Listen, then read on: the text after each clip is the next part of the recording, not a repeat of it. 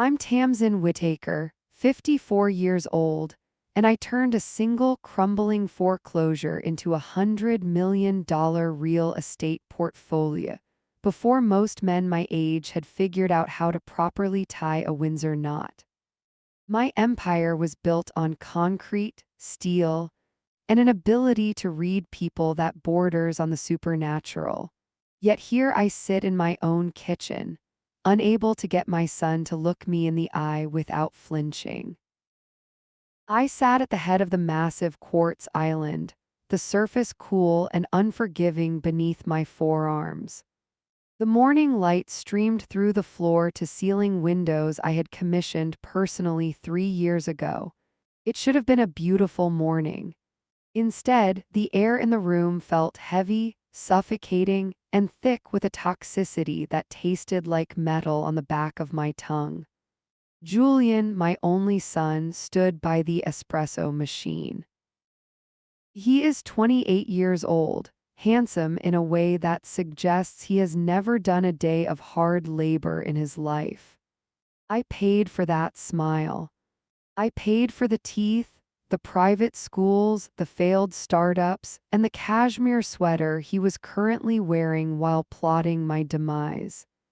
He turned to face me, holding a delicate ceramic cup with a trembling hand that he tried desperately to steady. "Here you go, Mom," he said, his voice pitched into that sickeningly sweet register people reserve for toddlers and the terminally ill. "Careful now, it's hot. You know how your hands get in the mornings." My hands were perfectly steady. They have always been steady. I looked at his face, really looked at him, and I saw the mask slip for a fraction of a second. It wasn't concern in his eyes, it was calculation. He was looking at me the way a butcher looks at a side of beef, estimating the yield, calculating the profit, and wondering how much effort it would take to separate the meat from the bone. To him, I am no longer a mother. I am a bank account with a heartbeat. I am an obstacle standing between him and the obscene inheritance he feels entitled to simply because he shares my DNA. "Thank you, Julian," I said, my voice crisp and devoid of the frailty he so desperately wanted to hear. I didn't reach for the cup immediately. I watched him flinch when I spoke clearly. He hates it when I sound lucid. It ruins the narrative he has been spinning for the last 6 months. His wife, Chloe, was standing by the refrigerator, pretending to organize organic berries into a crystal bowl. She wouldn't look at me at all. Her shoulders were hunched, her posture screaming guilt, but her eyes kept darting toward the folder sitting on the far end of the counter. I knew exactly what was in that folder. I had seen the brochures they thought they had hidden in the recycling bin last week. Memory care units, assisted living facilities with secure perimeters and 24-hour monitoring. They were trying to gaslight me into an early grave, or at least into a padded room where I couldn't stop them from liquidating my assets. "Did you sleep well, Tamsin?" Chloe asked, her voice thin and reedy. She calls me Tamsin now, never Mom, never Mrs. Whitaker. It's a subtle power play, a way to bring me down to her level. "I slept fine," I lied. "I hadn't slept in weeks. I sleep with one eye open because I know there are wolves in my house." "That's good," Julian said, coming around the island to stand too close to me. "Because, well, we were worried. You were wandering again last night." I felt the blood boil in my veins. I had not left my bedroom. I had been reading contracts until 2 in the morning. "I was not wandering, Julian," I said, my tone sharpening. "I was working." He exchanged a look with Chloe, a quick, pitying glance that made my skin crawl. It was rehearsed. They had practiced this. "Okay, Mom, okay," he said soothingly, raising his hands as if to calm a spooked horse. "If you say you were working, you were working. We just want you to be safe. You know how confused you get with the dates on those contracts." My grip tightened on the handle of my coffee mug until my knuckles turned stark white. The ceramic bit into my skin, a grounding pain that kept me from throwing the hot liquid in his face. I built this house. I poured the foundation. I selected the timber. And now, standing in the heart of my creation, my own flesh and blood was trying to convince me that I was losing my mind. He wants the deed. He wants the power of attorney. He wants me to sign over control so he can play tycoon without ever having earned a single dollar. I took a slow, deliberate sip of the coffee he had prepared for me. It tasted bitter. Everything in this house tastes bitter lately. I have a meeting with the attorneys at noon, I announced, setting the cup down with a purposeful clatter. The room went dead silent. I saw Julian's Adam's apple bob as he swallowed hard. Attorneys, he squeaked. Why, I thought we talked about you slowing down, reducing stress. Estate planning, I said, watching his eyes light up with greed before he could mask it. Oh, he said, trying to sound casual. Updating the will? Something like that, I replied, keeping my face impassive. He didn't know that I knew about the pills. He didn't know that I had seen him crushing something into the powder he used for my morning smoothies. He didn't know that I had been swapping my breakfast with the dog's bowl for 3 days, and that my sudden brain fog had miraculously cleared up the moment I stopped eating what he served me. But today was different. Today there was a plate of scrambled eggs sitting in front of Chloe and a plate of scrambled eggs sitting in front of me. Julian had prepared them both while I was in the bathroom. I watched Chloe pick up her fork. I watched Julian watch me. He was waiting for the fog to roll in. He was waiting for me to become the confused, docile old woman he needed me to be so he could slide a pen into my hand and take everything I had ever built. But the lioness is not the prey, no matter how much the hyenas yip and snap. I looked at the eggs, I looked at my son, and I smiled, a cold, sharp smile that didn't reach my eyes. Actually, I said, standing up and grabbing my plate. These look a little dry. Chloe, yours look much better. Let's trade. The color drained from Julian's face so fast it looked like he had been slapped. Mom, don't, he started, his voice cracking. Don't be silly, Julian, I interrupted, walking around the island with the predatory grace that had terrified boardrooms for 3 decades. Chloe doesn't mind, do you, dear? I didn't wait for an answer. I swapped the plates. And then I sat back down, picked up my fork, and waited for the show to begin. I watched Chloe take the first bite of the eggs I had placed in front of her, the fork disappearing between her lips. Julian looked like he was about to vomit. His eyes widened, darting between his wife and me, but he couldn't say a word. He couldn't stop her without admitting that he had tampered with my food, without revealing the poison he intended for his own mother. I didn't stay to watch the fallout. I had made my point, and the air in the kitchen had become too thick, too dangerous to breathe.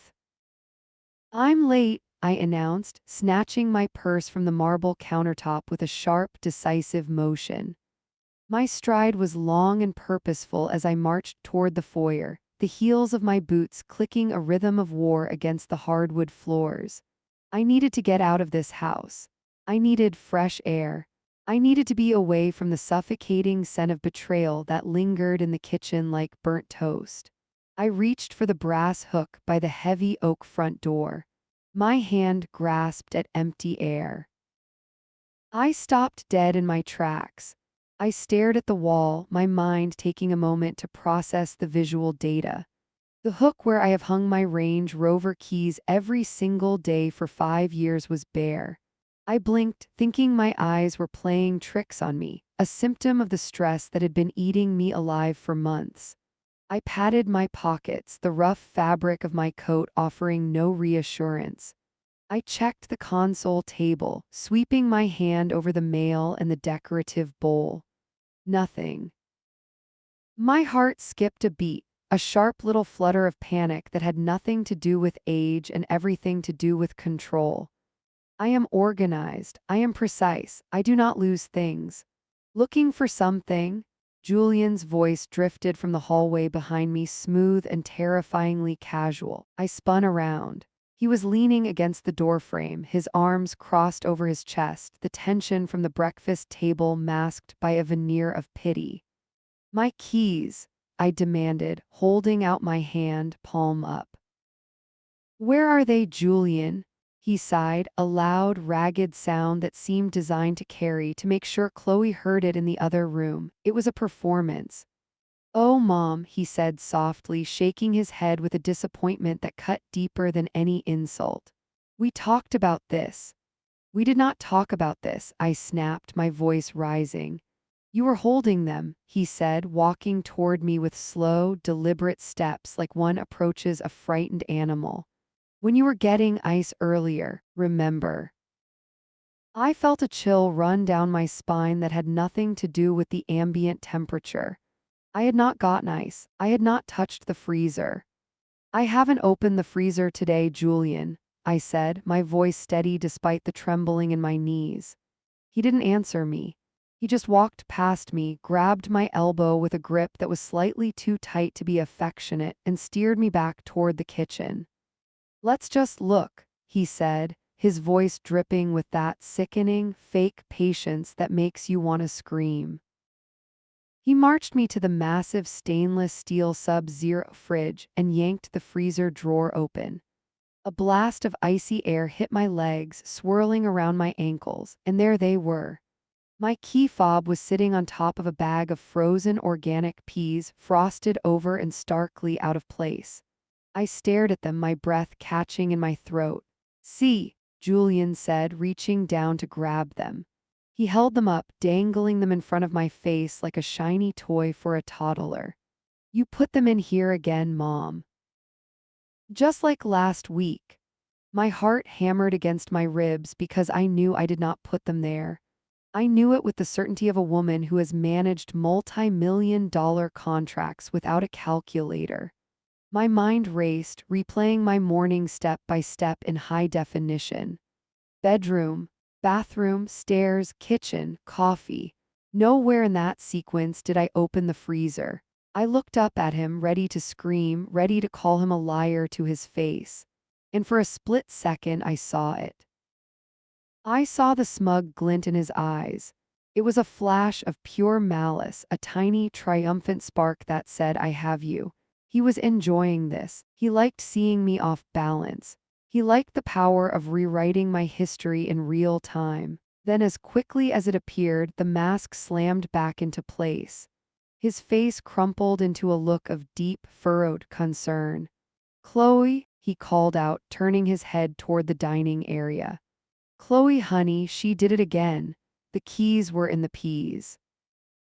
I felt a cold sweat break out across the back of my neck. My skin felt clammy, and the room seemed to tilt slightly to the left. This wasn't just a prank. This was a dismantling. He is moving my reality around like furniture in a room I no longer recognize. He handed me the cold keys, the metal biting into my palm with a freezing burn. Maybe you shouldn't drive today, he suggested, his voice low and intimate. I can drive you, or we can cancel the meeting. You seem frazzled. That was the word he wanted. Frazzled, incompetent, invalid. If I admitted confusion, he won. If I fought him and screamed, I looked hysterical and he won. It was a trap, a perfect psychological trap laid by the boy I used to carry on my hip. I closed my fist around the frozen keys. The cold was grounding. It was real. I forced my breathing to slow down, in through the nose, out through the mouth. I looked at the keys, then I looked at my son. I saw the desperation lurking behind his eyes now. He needed me to stay. He needed me to be confused because he needed to know what I was going to do with those attorneys. And more importantly, he needed to be here when the effects of the breakfast he thought I ate kicked in. Except I hadn't eaten it. Chloe had.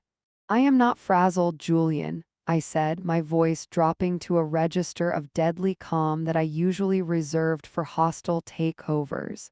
I snatched the keys from his hand, ripping them away from his grip. and I am certainly not slipping. Mom, the freezer. He started, stepping into my path, his body blocking the exit. Is a convenient place to hide things you don't want found, I interrupted, staring him dead in the eye. He blinked, surprised by the sharpness of my retort. I didn't give him time to recover. I'm leaving, move. I didn't wait for him to step aside. I shouldered past him, checking his chest with a force that made him stumble back against the island. I wasn't a frail old woman. I was Tamsin Whitaker, and I had walked through construction sites more dangerous than this kitchen. But as I turned my back on him and headed for the garage door, my hands started to shake uncontrollably. I shoved them deep into my wool coat pockets so he wouldn't see the weakness. The gaslighting was escalating. The keys were a warning shot. He was trying to make me doubt my own mind, to make me question the solid ground beneath my feet, so I would sign the papers just to make the confusion stop. I made it to the garage, unlocked the car, and slid into the driver's seat. The leather was cold against my back. I locked the doors instantly. Only then did I let out the breath I had been holding since I entered the kitchen. I looked at the keys in my hand. They were still wet from the condensation dripping onto my slacks. I gripped the steering wheel, my knuckles turning white. He thought he could break me. He thought he could make me believe I was crazy. But he had made one fatal error. He forgot that I built this life by seeing things that weren't there yet. I know what is real, and I know a snake when I see one. I started the engine, the roar of the motor filling the silence of the garage. I wasn't going to the attorneys. I didn't have a meeting. I had to go to the only place where I could get proof of what they were doing to me. I backed out of the driveway, watching my beautiful house shrink in the rearview mirror. I saw the curtain in the living room twitch. Julian was watching. Let him watch. He thought he was playing a game of cat and mouse. He didn't realize that the mouse had just become the hunter. I wiped the cold sweat from my forehead and shifted into drive. The war had officially begun. I'm Tamsin Whitaker, 58, and I built a multi-million-dollar logistics empire from a garage startup into a global powerhouse without ever taking a sick day. I returned to the house that evening with a strategy in mind. I decided to play the part of the confused, aging mother. I needed them to think they were winning so they would get sloppy. But I didn't expect the assault to shift from psychological to chemical so quickly. It started the very next afternoon. Chloe began her new ritual at exactly 3 o'clock. She called it tea time. She would breeze into the sunroom where I was reviewing contracts, a steaming ceramic mug cradled in her manicured hands. It's a special herbal blend, Tamsin, she would say, her voice sickeningly sweet, like syrup poured over razor blades. It's for your circulation, she insisted. Julian says you've been looking pale. I took the mug because refusing it would break the illusion of my compliance. I brought the rim to my lips. The steam didn't smell like chamomile or peppermint. It smelled like wet pennies and old basement soil. I took a sip, forcing the liquid past the gag reflex that tightened my throat. It tasted of crushed copper and damp earth. It was bitter, leaving a coating on my tongue that felt fuzzy and numb. It's distinct, I managed to say, setting the mug down on a coaster. Drink it all, Tamsin, Chloe urged, hovering over me. It works best if you drink it hot. She wouldn't leave until the cup was empty. So for 3 days I drank it. And for 3 days I lost pieces of myself. The effects were subtle at first, insidious in their progression. 20 minutes after the last drop, my fingertips would start to tingle. Not the pins and needles of a limb falling asleep, but a deep thrumming vibration that seemed to come from inside the bone. Then came the weight. My head felt like it had been filled with lead shot. My neck struggled to hold it up. I would look at the spreadsheets on my lap and the numbers would begin to swim. The rows of data detached themselves from the page and floated in a gray haze. I couldn't focus. I couldn't think. My sharp, analytical mind, the mind that could spot a rounding error in a 1,000-page audit, was being smothered by a thick, heavy blanket of fog. On the fourth day, I tried to stand up too quickly. I had just finished the dregs of the muddy brew. I needed to get to the bathroom. I pushed myself up from the armchair. The floor seemed to drop away beneath my feet. My knees buckled. I grabbed the edge of the heavy oak desk to steady myself, my fingernails scratching against the wood. The room tilted violently to the left. I gasped, the sound loud and ragged in the quiet house. "Julian," I called out, my voice sounding thick and slurred to my own ears. No answer. I took a step, dragging my left foot as if it didn't belong to me. I stumbled into the hallway. The walls seemed to be breathing, expanding and contracting in a slow, rhythmic pulse. I felt like I was moving underwater. I reached out for the wall, my palms sliding against the expensive wallpaper. I was terrified.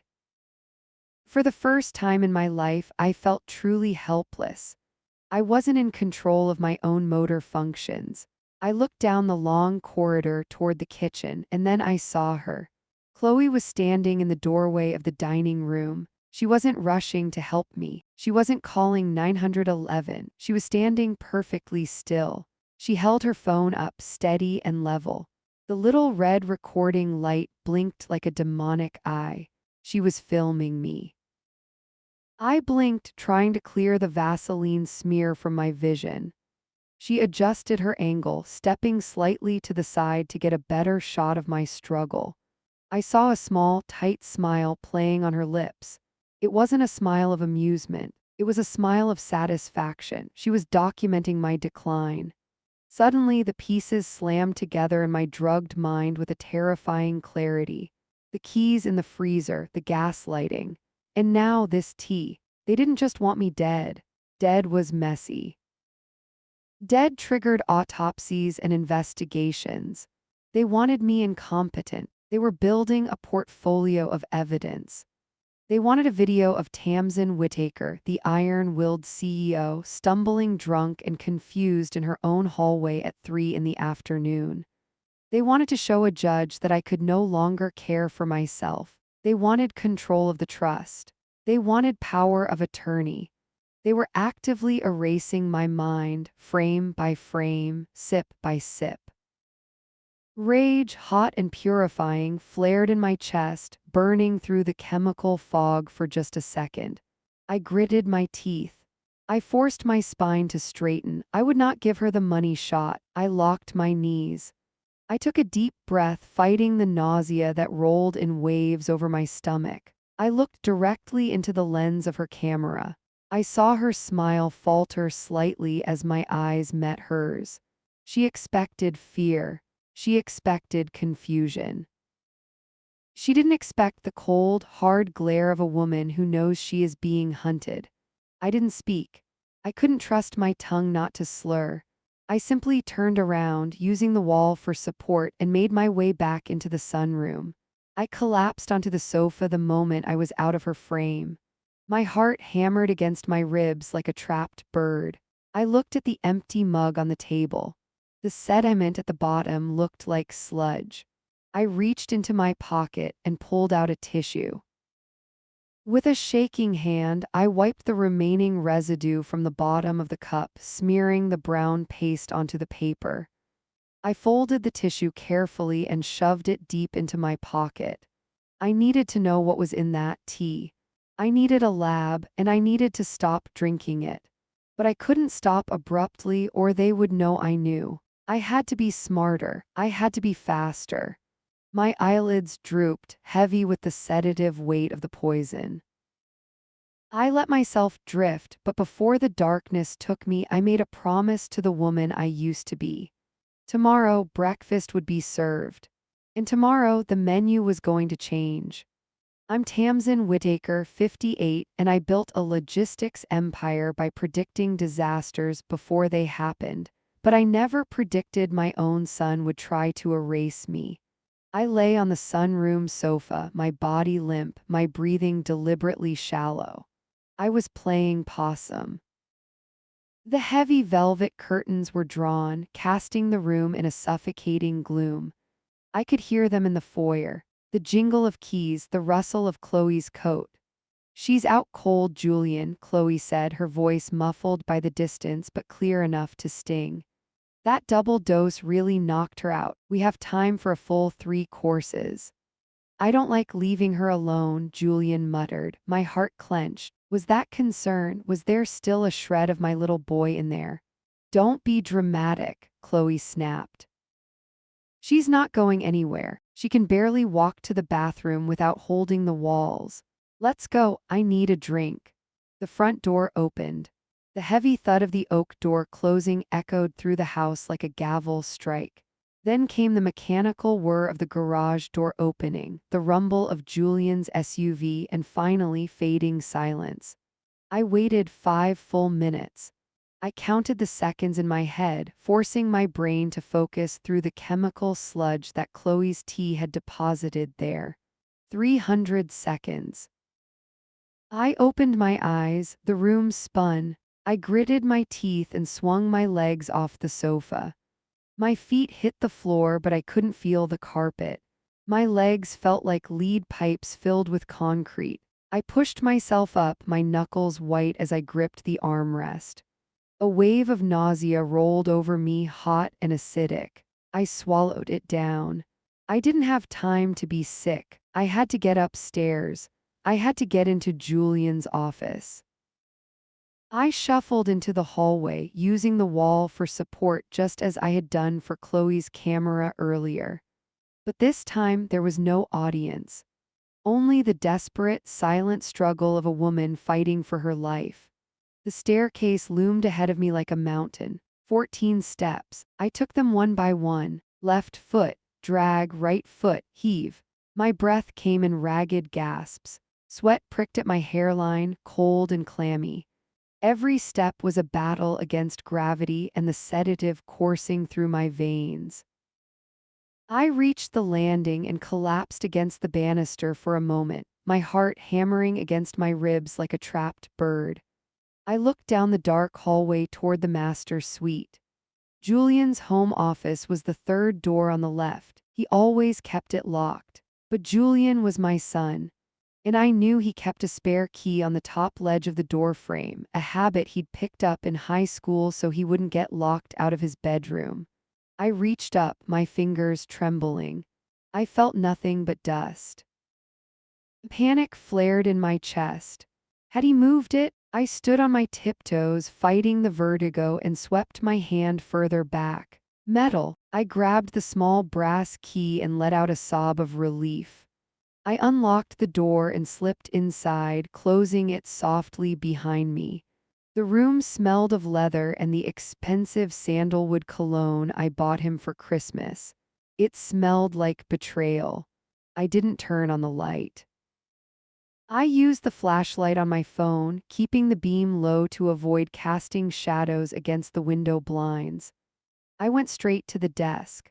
I rifled through the drawers, nothing but unpaid bills and golf scorecards. I checked the filing cabinet, locked. I looked around the room, trying to think like him. Julian wasn't a mastermind. He was sentimental. He hid things in places that felt safe to him. My beam swept across the bookshelf. Business books. Biographies of CEOs I had actually met. And then on the bottom shelf, a row of dusty yearbooks from his prep school days. They were pulled slightly forward, misaligned with the rest of the collection. I knelt down, my knees cracking in the silence. I pulled out the 2004 yearbook. Behind it, wedged against the back of the shelf, was a thick manila folder. My hands shook so badly I almost dropped it. I placed the folder on the floor and flipped it open. The beam of my flashlight illuminated the header of the first document. Durable power of attorney. I felt the blood drain from my face. I flipped the page, conservatorship petition, medical incompetency declaration. And there at the bottom of the final page was a signature, Tamsin Whitaker. It was my name, but it wasn't my hand. The signature was shaky, jagged, a poor imitation of my sharp, confident scrawl. It looked like the signature of a woman with advanced dementia, or a woman who had been drugged into oblivion. I looked at the date next to the signature. It was dated last week. A wave of nausea hit me so hard I had to grab the edge of the desk to stay upright. The room tilted violently. They hadn't just planned this, they had already executed it. They had forged my consent while I was sitting downstairs drinking their poison. I frantically shuffled through the rest of the papers. I found a brochure glossy with pictures of smiling nurses and generic gardens. Sunnyvale Memory Care Facility. Attached to the brochure was an admission form. It was filled out in Chloe's looping handwriting. Patient name, Tamsin Whitaker. Condition, rapid onset dementia, aggressive paranoia. Admission date, Monday, October 14th. I checked my watch. Today was Friday. Monday. They were planning to ship me out by Monday. I stared at the date, the numbers burning into my retinas. They weren't waiting for me to die. They were going to lock me away in a chemically induced fog, steal my company, drain my accounts, and leave me to rot in a luxury prison while they spent my life's work. A low, guttural sound escaped my throat. It wasn't a sob, it was a growl. I pulled out my phone and snapped photos of every single page. My hands were still shaking, but the rage was burning off the fog. I put the papers back in the folder. I slid the folder back behind the yearbooks. I aligned the books exactly as they had been. I stood up, the room spinning less now. The adrenaline was a better stimulant than any caffeine. I locked the door. I put the key back on the frame. I made it back to the sunroom and collapsed onto the sofa just as headlights swept across the driveway. I closed my eyes. My heart was racing, but my mind was ice cold. Monday was 3 days away. They thought they had a weekend to finish breaking me. They were wrong. They had a weekend to survive me. I heard the front door open. "I hope she didn't wake up," Julian whispered. "She's done, Julian," Chloe laughed, the sound sharp and cruel. "By Monday, she won't even know her own name." I lay perfectly still in the dark. I knew my name. I was Tamsin Whitaker. And tomorrow morning, Chloe was going to find out exactly what that meant. I'm Tamsin Whitaker, 58, and I built a logistics empire by predicting disasters before they happened. But today my most dangerous shipment is a bowl of poisoned yogurt. The sun bled through the kitchen blinds, casting a sickly, jaundiced light over the marble countertops. My head throbbed. The residue of last night's tea still clung to my synapses like cobwebs, but the rage burned hot enough to clear a path through the fog. Julian sat across from me, his eyes glued to the screen of his tablet. He couldn't look at me. His leg bounced nervously under the table, shaking the silverware. "Dr. Evans will be here at noon," he said, his voice tight. "Just for a routine checkup, Mom, to make sure you're comfortable." Comfortable, that was their code word for comatose. I stared at him, letting my mouth hang slightly open, playing the part of the confused invalid. "Noon," I murmured, dragging the word out like a dull saw. "Who is Dr. Evans?" "You know him," Julian lied, swiping a finger across his screen. "He's a specialist." In the kitchen, Chloe was humming. It was a cheerful, light melody that made my skin crawl. She was chopping fruit. The rhythmic thwack, thwack, thwack of the knife against the board sounded like a countdown. I watched her through the open archway. She had 2 ceramic bowls on the counter. One was a deep ocean blue. The other was stark white. I saw her reach into the spice cabinet. Her hand hovered not over the cinnamon but over a small, unmarked glass vial hidden behind the vanilla extract. My breath hitched.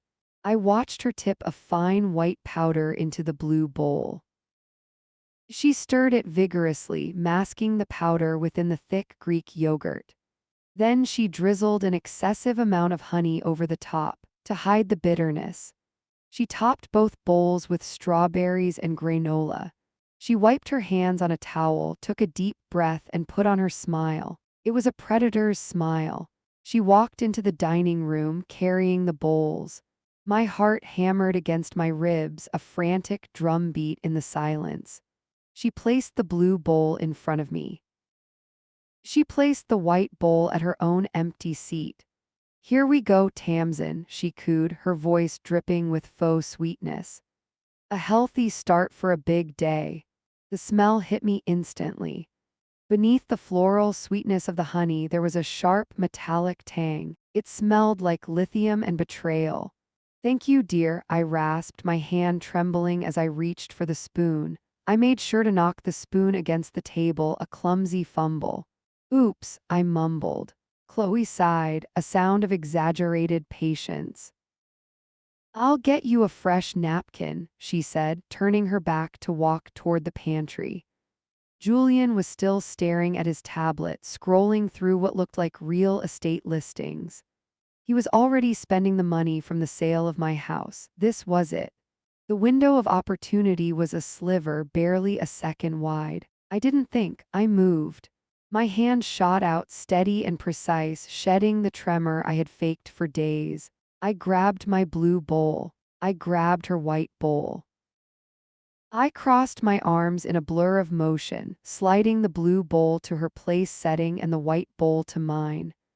I aligned them perfectly on the placemats. I pulled my hand back and slumped against the chair just as Chloe turned around.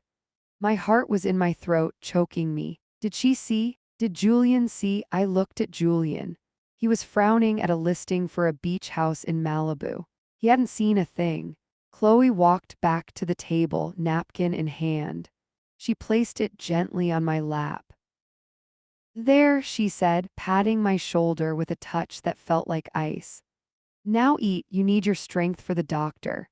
She sat down in her chair. She picked up her spoon. She looked at the blue bowl. My lungs burned. I forced myself to pick up my own spoon. I took a bite of the white bowl's yogurt. It was cool, creamy, and tasted only of milk and honey. It was clean. I watched Chloe over the rim of my spoon. She dug into her breakfast, scooping up a large spoonful of granola and yogurt. She brought it to her lips. I held my breath, every muscle in my body coiled tight. She put the spoon in her mouth. She swallowed. She frowned slightly, tilting her head. "Is the honey different?" she asked, smacking her lips. My blood ran cold. She tasted it. "It's organic," I said, my voice suddenly clear, stripping away the slur I had been hiding behind. "I bought it myself before I got sick." Chloe shrugged, dismissing the taste. "It's good," she said, and took another bite. And another. I ate my breakfast in silence, watching the woman who tried to erase me slowly ingest her own poison. Julian finally looked up. "You're eating well today, Mom," he said, sounding surprised. "I am," I said, locking eyes with him. "I feel surprisingly awake." Chloe scraped the bottom of her bowl. The blue bowl was empty. She set her spoon down and stretched, a cat satisfied with the kill. But then she blinked. Her hand went to her temple. "Wow," she laughed nervously. "Head rush." She blinked again, slower this time. "Must be the sugar," Julian muttered. "Yeah," Chloe said, her words slurring just a fraction. "Just tired." I wiped my mouth with the napkin she had given me. The sun outside didn't look so sickly anymore, it looked like a spotlight. "You should rest, Chloe," I said softly, leaning forward. "You look exhausted." She looked at me, her eyes struggling to focus. For a second, confusion flickered across her face, then fear. She tried to stand up, but her knees buckled. She grabbed the edge of the table, the blue bowl rattling against the wood.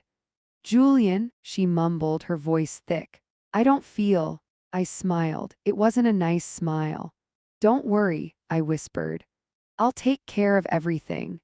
I'm Tamsin Whitaker, 58, and while I spent 3 decades building a global logistics empire from a garage in Seattle, Today, my entire survival depends on outsmarting my son over a bowl of granola.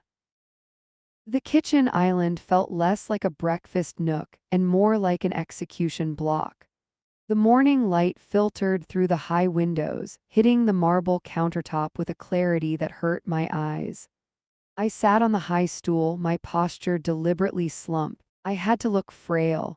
I had to look like the confused, deteriorating woman they had spent the last 6 months constructing.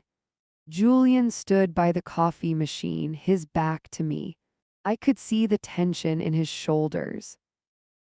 He was wearing his tennis whites, ready for a leisure morning at the club after he shipped his mother off to a memory care unit. Chloe was the one I had to watch. She stood directly across the island from me. She was smiling that tight, plastic smile that didn't reach her eyes. On the counter between us sat two bowls. They were identical, white porcelain with a subtle fluted edge, part of the wedding set I had bought them 5 years ago. It was almost poetic. They were using my own gifts to dismantle me. Both bowls were filled with Greek yogurt, honey, and perfectly sliced strawberries. But I knew the difference. I had watched from the hallway shadows moments ago as Chloe crushed 3 blue pills into a fine powder and stirred them into the bowl on the left. The bowl she had just placed directly in front of me. My heart was a frantic bird battering against my rib cage. I could feel the pulse thumping in my throat, a rapid-fire rhythm that threatened to give me away. "Eat up, Tamsin," Chloe said, her voice dripping with a sickly sweetness. "You have a big day ahead of you." "Yes, Mom," Julian added, finally turning around with his mug. "You need your strength." I looked at the bowl, the death sentence in dairy form.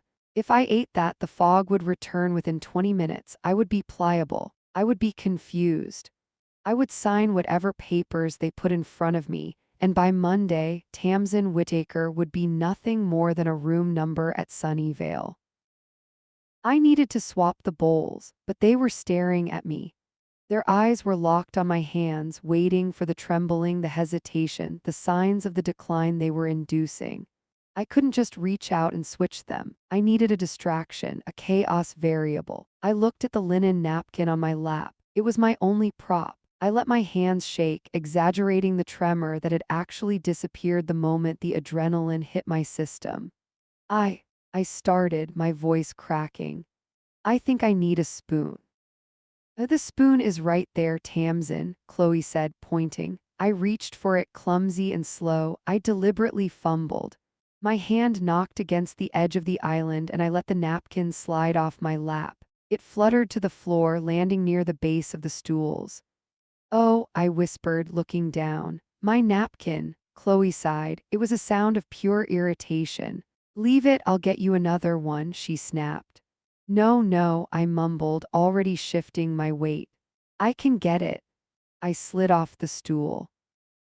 My knees hit the floor hard, but I didn't wince. I ducked my head under the overhang of the island. I was out of their line of sight, but I couldn't reach the bowls from down here. I needed them to look away, just for a second. I reached for the napkin, stalling. And then the universe aligned. From the main road at the bottom of the hill, a sound tore through the morning silence. Wee woo, wee woo.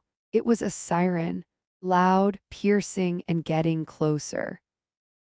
It wasn't just a passing patrol car, it was a full emergency response. The Doppler effect screamed as it roared past our driveway. "Jesus," Julian said, his voice jumping. "Is that a fire truck?" "It sounds like it's right outside," Chloe said. I heard their footsteps. I heard the scrape of Julian's shoes pivoting on the tile. I heard Chloe step toward the window that overlooked the street. "Can you see it?" Julian asked. That was my window. I didn't grab the napkin. I surged upward. I stood up like a piston, my core tight, my movements silent and precise. They were both looking at the bay window, their backs partially turned to the island. My hands shot out. I didn't think. I didn't breathe. I grabbed the rim of my poisoned bowl with my left hand. I grabbed Chloe's safe bowl with my right hand. In a single, fluid motion, The kind of efficiency I used to demand on the shipping floor. I crossed my arms and slid the bowls into each other's places. The ceramic made a tiny clink against the marble. The sound was deafening to me. It sounded like a gunshot in the quiet kitchen. I froze. Julian's head started to turn. I dropped back onto my stool, my heart hammering so hard I thought my vision would blur. I slumped my shoulders instantly. I let my jaw go slack. I stared at the new bowl in front of me with a vacant expression. Julian turned back fully. He looked at me. He looked at the bowls. He looked at the window where the siren was fading into the distance. Just an ambulance, Julian muttered, turning back to his coffee. He hadn't seen. I let out a breath I didn't know I was holding. Chloe walked back to the island. She looked at me, then at the floor. You didn't even pick up the napkin, she said, shaking her head. I got dizzy, I lied, my voice trembling. She rolled her eyes and grabbed a fresh paper towel from the rack, tossing it in front of me. Just eat, Tamsin, please. She sat down on her stool. She pulled the bowl that had been sitting in front of me 10 seconds ago, toward her. She picked up her spoon. I picked up mine. This was the moment of no return. If I had messed up, if I had mixed up the left and right in my panic, I was about to dose myself. But I trusted my hands. I trusted my instinct. I watched Chloe dig her spoon into the yogurt. Go on, Julian urged me, watching my hands. Take a bite. He wanted to see the drugs take hold. He wanted to see his mother fade away so he could inherit a fortune he hadn't earned. I dipped my spoon into the white bowl. I lifted it to my lips. I kept my eyes wide and innocent, staring blankly at the wall as I put the spoon in my mouth. The yogurt was cool. It was tart. It tasted of honey and strawberries. There was no bitterness. There was no chalky grit of crushed sedatives. It was clean. I swallowed, and the relief washed over me hotter than the coffee. I took another bite, and another. Good girl, Chloe said, not looking at me. She was busy stirring her granola. It's delicious, I said, and for the first time in months I wasn't lying. I sat there eating the safe breakfast, fueling my body for the war that was about to start. I watched Chloe lift her spoon. I watched her open her mouth. I watched her swallow the poison she had meant for me. A thin, predatory smile touched Julian's lips as he watched me eat. He thought he had won. He had no idea that the game had just changed. I scraped the bottom of my bowl, savoring every last drop of my clarity. Is it good, Chloe? I asked softly. She looked up, surprised that I was speaking. It's fine, Tamsin, she said, taking another large spoonful. Just fine. I gripped my spoon, my knuckles white, waiting for the first blink, waiting for the first slur, waiting for the moment she realized that the trap she built had just snapped shut on her own leg. I'm Tamsin Whitaker, 58, and although I spent 30 years navigating the cutthroat world of international shipping, nothing prepared me for the satisfaction of watching my daughter-in-law digest her own trap. The kitchen was silent, save for the rhythmic scrape of silver against porcelain. 10 minutes. That was the window. I knew the drug they were using because I had memorized the label on the bottle hidden in the pantry 2 weeks ago. Triazolam. Fast-acting. Potent.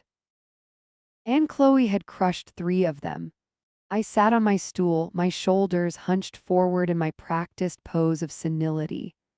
I kept my eyes vague, staring at a spot on the marble countertop, but my peripheral vision was razor sharp.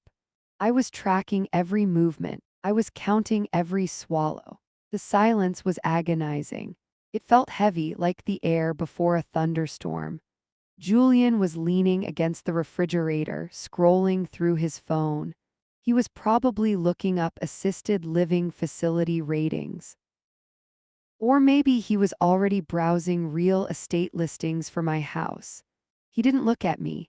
He didn't need to. In his mind, I was already gone, a problem solved by a bowl of yogurt and a signature on a power of attorney form. Chloe scraped the bottom of her bowl. The sound was like nails on a chalkboard to my heightened senses. She licked her spoon, a tiny drop of white yogurt caught on her lower lip. She wiped it away with the back of her hand. Well, she sighed, pushing her bowl away. That hit the spot. I swallowed the last of my own breakfast. It sat in my stomach like a warm stone of victory. I'm still hungry, I mumbled, keeping my voice tremulous and weak. You've had enough, Tamsin, Chloe said dismissively. We don't want you getting sick before the drive. She stood up. That was the moment. The movement was abrupt. Usually, Chloe moved with the grace of a Pilates instructor, fluid, controlled, precise. But as she pushed off the stool, something hitched. She stumbled slightly to the right, just an inch. She caught herself on the edge of the island, her knuckles turning white as she gripped the marble. I saw her blink, once, twice, a slow, heavy flutter of eyelashes. She shook her head as if trying to clear water from her ears. Julian, she said, her voice sounded odd. It lacked its usual sharp, condescending edge. Yeah, babe, Julian didn't look up from his phone. I feel weird. Define weird, he muttered, thumb still scrolling. Chloe let go of the counter to reach for her empty bowl. She lifted it. Her hand was trembling. Not the fake tremor I had been pantomiming for months, but a real neurological misfire. The bowl tilted in her hand.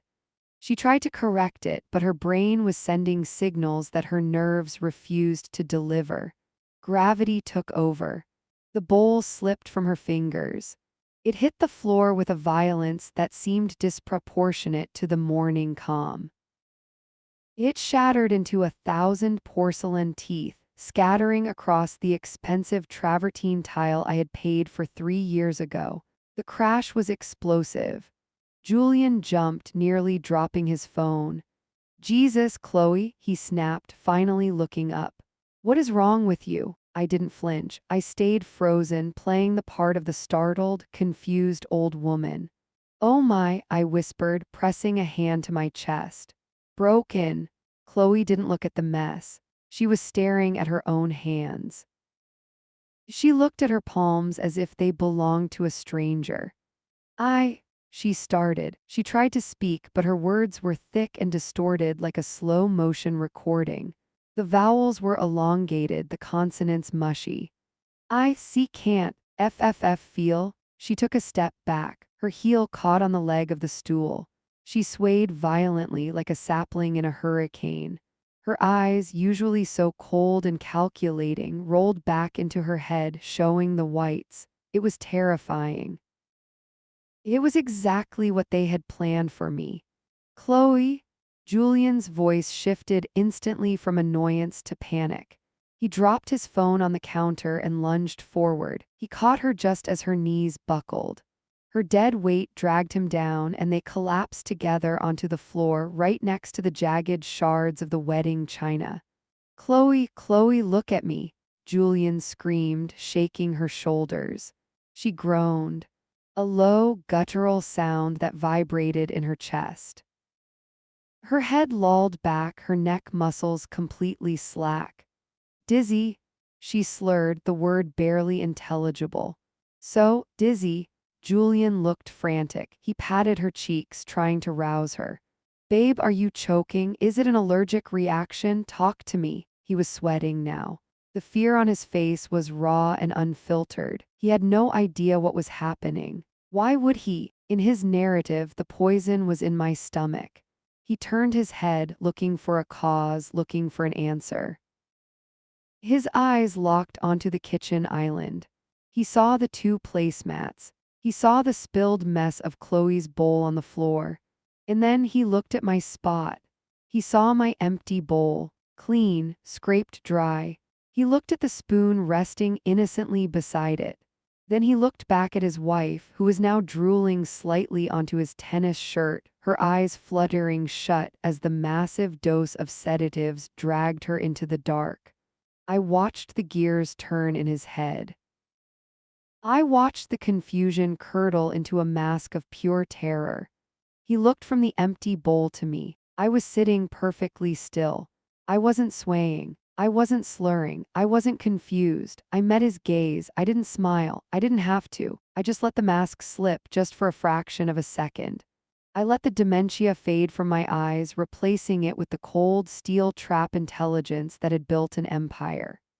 Julian, I said, my voice crisp, clear, and completely steady. She looks exhausted. The color drained from his face so fast he looked like a ghost. He knew.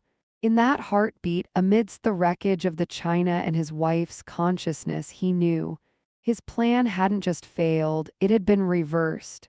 You, he breathed, the word barely a whisper. I think she needs to lie down, I said, standing up. My movements were strong. I stood tall, smoothing down my skirt. I looked down at them, my son and the woman who had convinced him to kill me tangled on the floor in a heap of their own making. Don't worry, I said, echoing the words I had heard in the hallway. I'll take care of everything.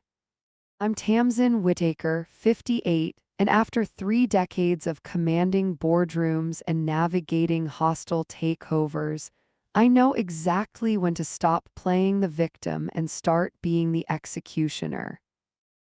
The doorbell cut through the suffocating tension of the kitchen like a guillotine blade. It was a sharp, electronic chime that echoed off the high ceilings. Ding dong. The sound made Julian flinch so hard his shoulder slammed into the refrigerator door. He looked at the front hallway. Then he looked down at his wife, who was currently drooling onto the travertine tiles. Then he looked back at me. Panic was radiating off him in waves, a sour metallic stench that I could almost taste. He was caught between 2 nightmares. On the floor, his wife was overdosing on the cocktail meant to chemically lobotomize me. At the door were the hired hands he had arranged to drag me away. Help, he screamed, his voice cracking. He made a decision. He scrambled to his feet, his expensive sneakers squeaking against the polished floor. He rushed toward the foyer, leaving Chloe crumpled in a heap amidst the shards of broken porcelain.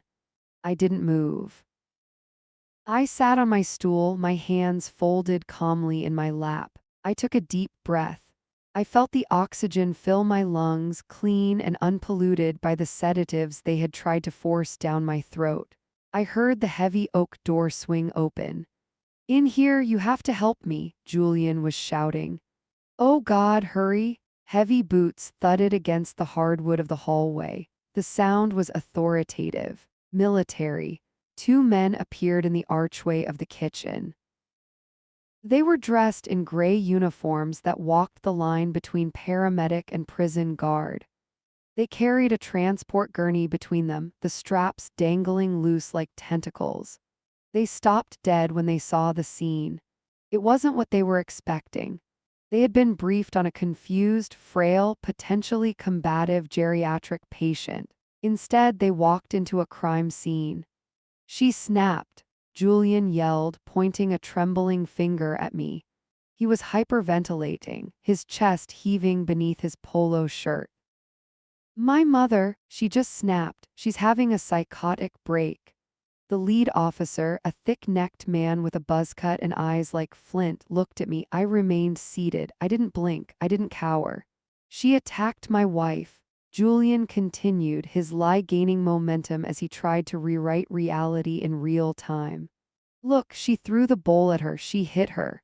He gestured wildly to the shattered china and the white splatter of yogurt on the floor. Chloe is unconscious. You have to take her. You have to take my mother away before she kills us both. It was a desperate, sloppy improvisation. He was trying to use the chaos to his advantage. If he could get them to strap me to that gurney and drag me out, he could deal with Chloe later. He could spin the story. He could say I poisoned her. He could say I pushed her. He just needed me gone. The second officer, younger and more nervous, took a step toward Chloe. Sir, is your wife breathing? He asked, kneeling beside her. I don't know. Julian shrieked. She just collapsed. My mother. She did something to her. The young officer placed 2 fingers against Chloe's neck. Pulse is slow, he called out. Respiration is shallow, her pupils are pinned. He looked up at his partner. This looks like an overdose, Mike. The air in the room shifted. The lead officer, Mike, didn't look at Chloe. He kept his eyes locked on me. He was assessing the threat. He was looking for the violent psychotic he had been paid to restrain. He saw a woman in a silk blouse and tailored slacks sitting with the posture of a queen. He saw a woman who wasn't screaming. He saw a woman who wasn't crying. Julian saw the doubt creeping into the man's eyes. "Don't look at her like that," Julian shouted, grabbing the officer's arm. "She's manipulative. She's crazy. Just grab her. That's what I'm paying you for." Mike pulled his arm away from Julian's grip. It was a subtle movement, but firm. He didn't like being touched. And he didn't like the smell of desperation coming off my son. "Sir, step back," Mike said, his voice a low rumble. But she stepped back.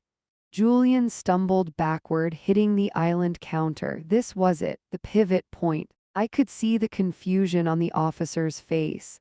He didn't know who was in charge here. He didn't know what the truth was. I decided to tell him. I placed my hands on the edge of the marble counter. I pushed myself up. I didn't use the trembling, weak struggle I had perfected over the last 3 months. I stood up in one fluid, powerful motion. My spine snapped straight. My shoulders rolled back. I lifted my chin, shedding the mask of the confused old woman like a heavy winter coat. I felt the transformation in my bones.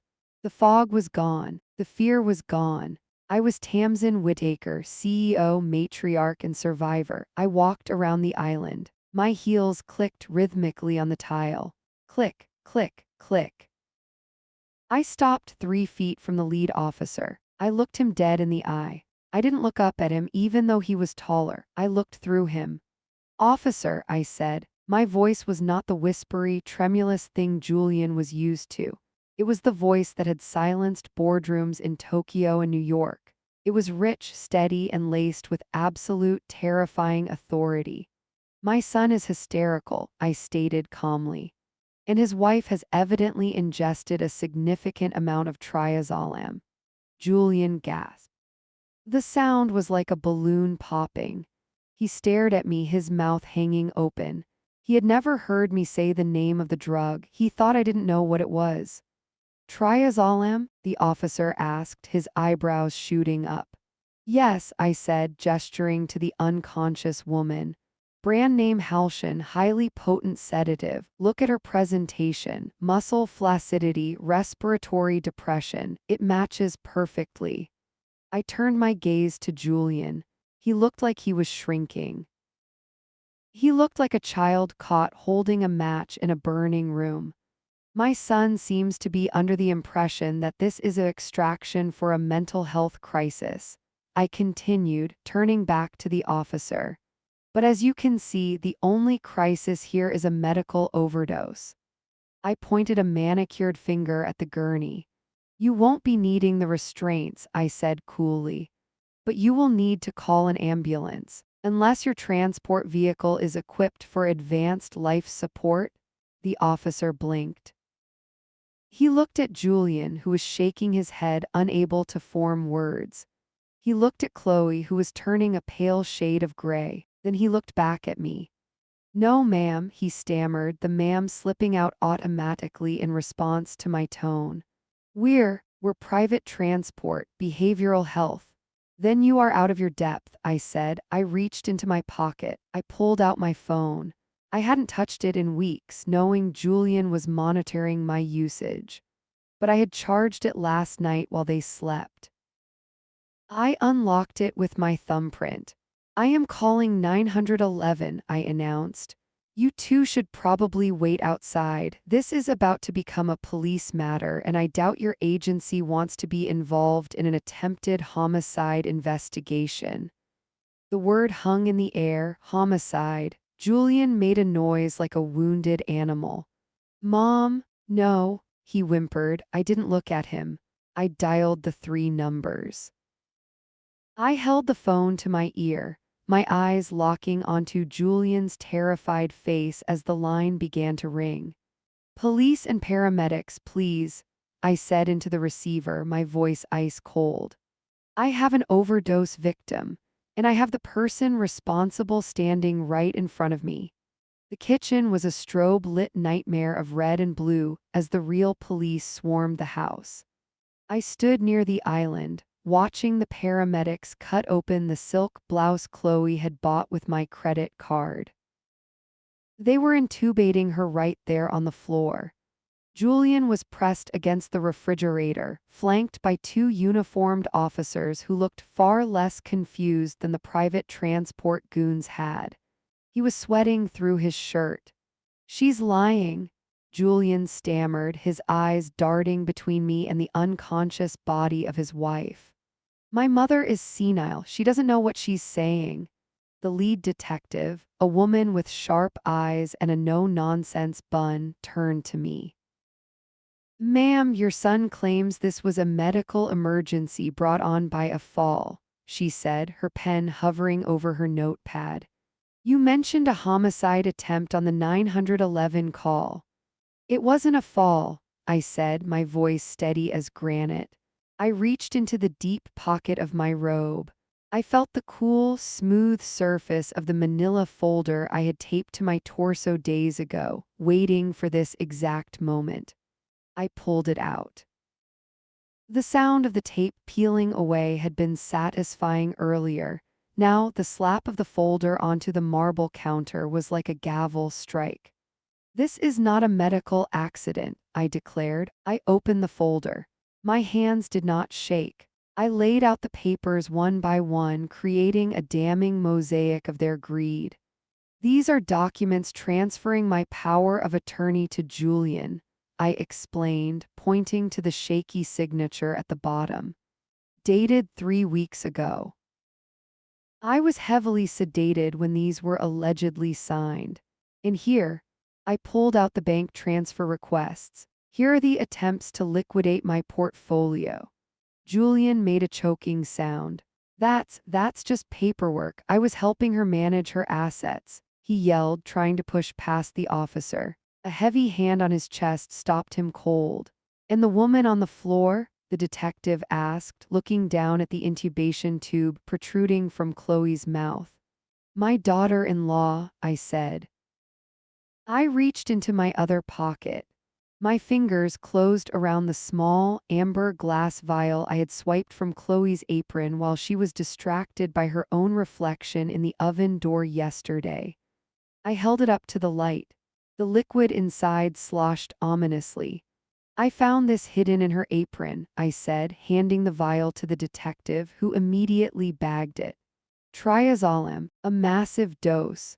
Julian's face went the color of old ash. He looked like a ghost haunting his own life. "She prepared breakfast this morning," I continued, my eyes locking onto Julian's terrified stare. "A yogurt parfait specifically for me. She was very insistent that I eat it." I paused, letting the silence stretch until it was painful. "It seems that in the confusion of the morning," I said, my voice dropping an octave, "Chloe accidentally consumed the bowl she had spiked for me." The detective looked from the bagged vial to the dying woman, and then to the trembling man in the corner. The math was simple, brutal. "No," Julian whispered. "No, she didn't. She wouldn't." "She did," I said, "and you watched her do it. You watched her prepare it. You knew exactly what was in that bowl, Julian." The detective signaled to her partner. The officer standing next to Julian shifted his stance. He reached for his belt. The metallic rattle of handcuffs was the loudest sound in the room. "Julian Whittaker," the officer said, grabbing my son's wrist and twisting it behind his back. "You are under arrest for conspiracy to commit murder and fraud." "Mom!" Julian screamed, the word ripping out of his throat as the first cuff clicked shut. I didn't flinch. I watched the steel bite into his skin. "Mom, please tell them it was Chloe. It was all her idea." He was selling her out before her body was even cold. "You have the right to remain silent," the officer droned, reciting the words that signaled the end of my son's life as he knew it. Julian thrashed, his eyes wild, pleading with me to save him. He wanted the mother who forgave him for breaking windows with baseballs. He wanted the mother who paid off his credit card debts. But that mother was gone. She had been killed by 3 months of poison and betrayal. I stood tall, smoothing the front of my robe. "I suggest you use that right, Julian," I said coldly. The second cuff clicked. Locked. He slumped against the officer, his legs giving out, weeping like a child who had finally been told no. I turned away from him and looked out the window at the morning sun rising over the garden I had planted, the garden I would now live to see bloom. I'm Tamsin Whitaker, 62 years old, and I am the CEO who just successfully executed the most hostile takeover of my entire career, the reclamation of my own life. I stood on the front porch. The morning air was crisp against my skin. It felt like the first breath I had taken in 3 months. I watched the ambulance pull away from the curb. Its lights flashed red and white, painting the oak trees on my lawn in frantic staccato bursts. Chloe was inside it. She was intubated. She was unconscious. She was alive for now, but her life as she knew it was over. I didn't feel pity. I felt a cold, hard satisfaction. Behind the ambulance, the police cruiser began to roll forward. I saw Julian's face pressed against the glass of the back window. He looked distorted. He was weeping openly, his mouth moving in shapes that I knew were pleas for help. "Mom," he was mouthing. "Mom." I didn't step forward. I didn't raise my hand. I stood as still as a statue carved from marble. I met his gaze across the widening distance. I let him see my eyes. I let him see that they were dry. I watched him until the cruiser turned the corner at the end of the block and disappeared from sight. The sirens faded into a dull whine in the distance. Then there was silence. The birds began to chirp again. A squirrel skittered across the driveway. The neighborhood returned to its polite, suburban rhythm as if a conspiracy to commit murder hadn't just been dismantled in my driveway. I looked across the street. Mrs. Higgins was peering through her curtains. She pulled them shut the moment I looked at her. I didn't care. I turned around and faced my house. My columns, my brickwork, my kingdom. I walked back inside and closed the heavy oak door. The click of the latch was the sweetest sound I had ever heard. I leaned my back against the wood for a moment. I closed my eyes. I let the adrenaline drain out of me, replaced by a profound, exhaustion-laced relief. I pushed off the door and walked into the living room. I went straight to the wall safe hidden behind the oil painting of the coastline I had bought in jagged defiance of Julian's budget complaints. I spun the dial. Right to 14. Left to 22. Right to 5. The mechanism tumbled smoothly. I pulled the heavy steel door open. Inside lay the deed to the property. I took it out. The paper was thick, cream-colored, and cool to the touch. I held it in both hands. I ran my thumbs over the raised seal.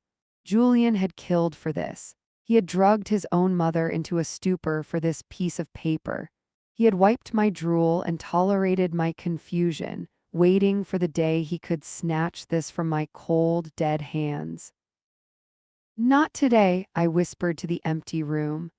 I placed the deed back in the safe and locked it. I walked into the kitchen, the scene of the crime. The police had taken the vial. They had taken the bowl of yogurt, but the teapot was still on the stove.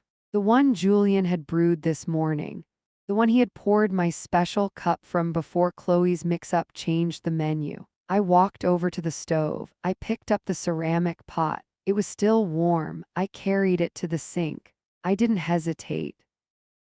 I tipped it over. The dark amber liquid swirled into the stainless steel basin. It smelled like Earl Grey and almonds. It smelled like death. I watched it disappear down the drain. I turned on the faucet, blasting hot water until every trace of the liquid was washed away. I grabbed the dish soap. I scrubbed the pot until my knuckles turned white. I rinsed it. I dried it. I put it back in the cupboard. I was scrubbing them out of my existence. I went to the drawer where I kept the emergency contacts. I pulled out the card for the locksmith. I dialed the number on the landline. Smith's 24-hour lock and key, a voice answered. This is Tamsin Whitaker at 442 Elm, I said. I have an emergency. Locked out, ma'am? No, I said, looking around my pristine, silent kitchen. I need a full Ray key. Exterior doors, garage code reset, window latches checked. Immediately. We can have a technician there in an hour, but there's a surcharge for. I don't care about the surcharge, I cut him off. Send them now. I hung up. I walked to the guest room, the room where they had stayed, the room where they had plotted my demise in whispers while I slept down the hall. I stripped the bed. I ripped the sheets off with violent, efficient movements. I bundled the pillows, the duvet, and the sheets into a massive pile. I didn't want to wash them. I wanted them gone. I dragged the bundle to the garage and shoved it into the trash bin. I returned to the kitchen. I stood at the island.